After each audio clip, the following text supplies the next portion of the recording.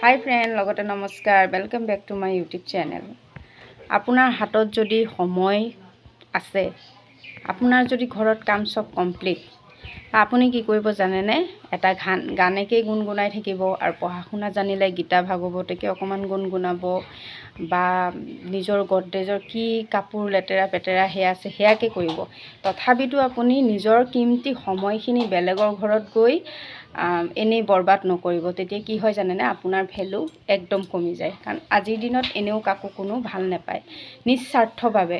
এতিয়া ধৰক আমি দুখীয়া মানুহৰ ঘৰত কেঁচাল লাগিলে, কেঁচাল মানে কাজিয়া দেই, কাজিয়া লাগিলে বেংগলীত কেঁচাল কয়। কাজিয়া লাগিলে তেতিয়া মানে ওচৰৰ মানুহবিলাকে ক'ব, ইয়াত অসভ্যালি কৰিব আহিছ, ইয়াত তহঁতে আমুক কৰিবলৈ আহিছে, একদম সাৱধান, কাজিয়া নকৰিবি। ধনী মানুহে কৰিলে কি কৰিব জানে? সিহঁততো আমাৰ বৰাবৰী, সিহঁতৰ গাড়ী আছে, বাইক আছে, ঘৰ আছে, দুৱাৰ আছে, সিহঁতক কিবা ক'ম জানো? তেনেকুৱা। গতিকে আজিৰ দিনৰ মানুহৰ মনবিলাক সেই তেনেকুৱা, বুজিছে? সেইকাৰণে অকণমান মোৰ ভিডিঅ'বিলাকত সদায় সেইটোৱে দিওঁ যে অকণমান হ'লেও কিবা এটা নিজৰ নলেজৰ পৰা আপোনালোকৰ লগত শ্বেয়াৰ কৰোঁ।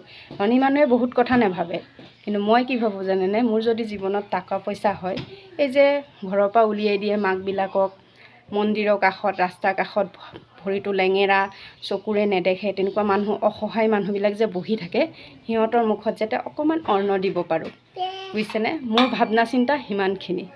আৰু ধনী মানুহৰ ভাৱনা চিন্তা এই ৰুমটোৰ সমান, এই ৰুমটো যিমান ডাঙৰ সিমানেই, তাৰমানে নিজৰ ল'ৰা ছোৱালীক দিম, নিজে খাম, নিজে কৰিম, সিমানখিনিয়ে ভাবে।